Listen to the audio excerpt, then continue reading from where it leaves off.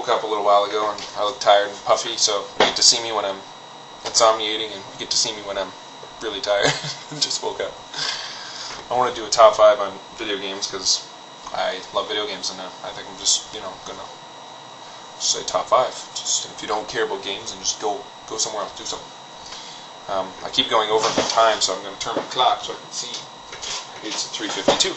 I keep going on for like too long in this when I do this. So number 5 is Heroes Might and Magic 3. It's an amazing game.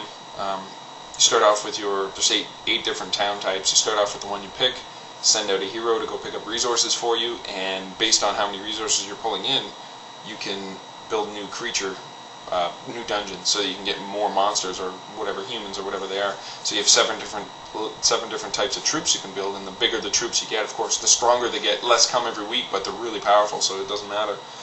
So you're picking up all these different resources, building new things, taking over other towns. You get different heroes and different abilities. Like, it's just really neat. Every creature usually has some kind of bonus, some kind of ability. Like a basilisk will turn somebody to stone and they're frozen, or like Medusas will kill guys straight out because they turn into stone. Some monsters will curse other monsters when they hit them, or poison them, or just, it's really neat. So yeah, it's really cool. You can hoard up, the undead especially are my favorite. You can hoard up your level 1 creature, which is your skeletons, and every time you win a battle, X number of % skeletons will be born. You kill their army, 20% of them become skeletons, and then you can hoard them up really quickly, and they become like a really easy sacrifice troop. You can just send them in to get killed if you need to. And my favorite is the undead have this machine. If you pick up peasants, anybody that works with the undead gets a morale negative, and nobody likes working with the undead. They're questionable. How they eat and stuff. Anyway, you take them back to your base, you put them in the machine, crank the handle, and out come skeletons. It'll turn whatever you put into skeletons. So I've always wanted to throw a couch in there and see what happens, or throw the neighbor's kids in there and see what happens. Put them in the machine. Here's my Magic 3. Very, very full system, very amazing. There's 5 of them, but 3 I think is probably the best balance. It's really good. Phenomenal game. Number 5. Number 4 is going to be System Shock 2. System Shock 2 is a first-person shooter, which is where Doom came from. And it's a really good game. You get to pick an engineer who can fix things and get around security cameras, or you can pick a fighter who's like just a marine who's a shooter, or you can pick a psionic guy who can use psionics to fight or to do what he needs to do. And you pick up PDAs along the way. You can listen to audio recordings, so instead of sitting there reading for 5 minutes, you're listening to the recording while you're doing other things. You can also find alien pieces, alien artifacts, and research them. So you put it in your little research thing. It's like the Matrix, basically. Put it in your little research thing, and it'll research it while you're walking around. And then sometimes it'll say, I need a new material, so you get that material, put it in, and it'll finish the research, and it tells you what it is and gives you bonuses. And a scary game too. You have this alien force that's working against you. They're called the Many. They're like the Borg, but they're retarded. Like, they're so funny. Like, walking around with like pipes. You'll turn around. There's one right in your face. Fucking smokes you. Really phenomenal game. I love it. It's so scary, and it's got such a good story. The music is phenomenal. The graphics look terrible. Even when it first came out, it was based off the Thief engine. It looked like a piece of crap. But really, really fun game. That's my number 4 game. System Shock 2. Number 3 is Populous. Talked about this already. You got your 2 gods. They each have a couple of humans. You level off the terrain so they can build better houses and more room for houses. And then you get mana based on your population. You can cast spells based on your mana. So if you build up your population high enough and your mana's high enough, you can just declare Armageddon. Everyone goes to the center of the world. You have no control, and they just fight, and whoever wins, wins. I love it because you can cast volcanoes, swamps. Like, you can really fuck up your enemy guy, and you can cast knights. You build a knight, he just goes to the enemy territory and starts pillaging and plundering. That's all he does. Goes from house to house, just burning houses down. That's all he does. It's amazing. So that game's a lot of fun. A lot of fun stuff you can do, and I wish they would make a really updated version that was just a little more user-friendly, and you had a bigger map area that you could use, but basically keep the game mechanics the same, because it was fucking great. That's my number 3 game. Number 2 is Warcraft 3. Real-time strategy.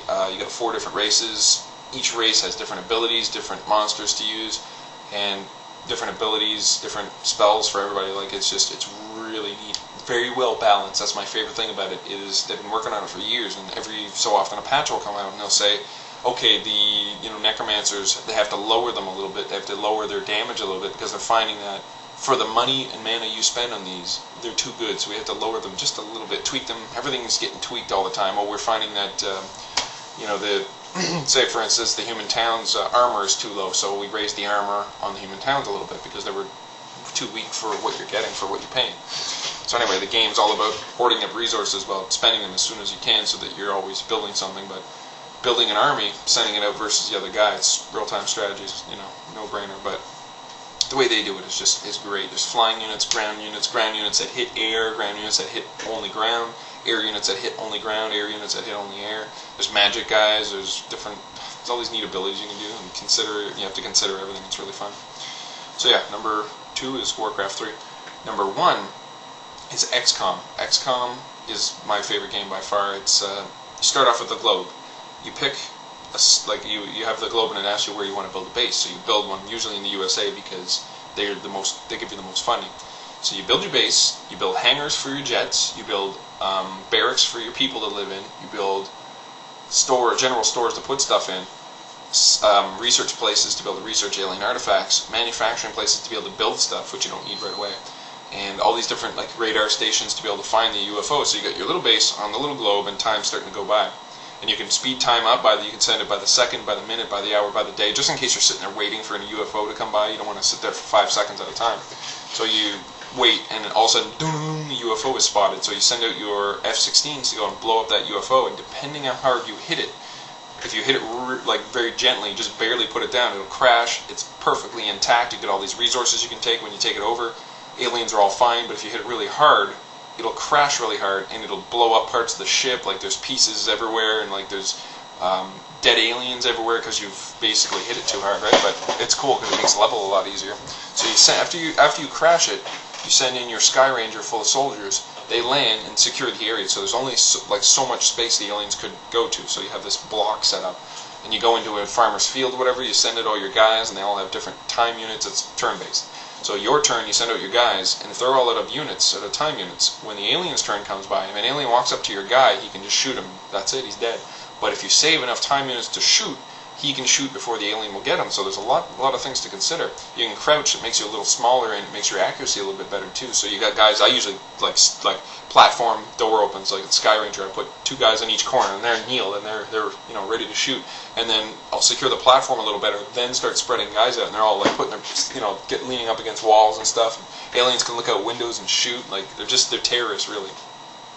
And there's all these fun things you can do. You can stun an alien with a stun baton and then take a live one back and research it, and it'll give you information on the aliens, what their purpose is in life, what they're trying to do. They're trying to use this, of course, for resources.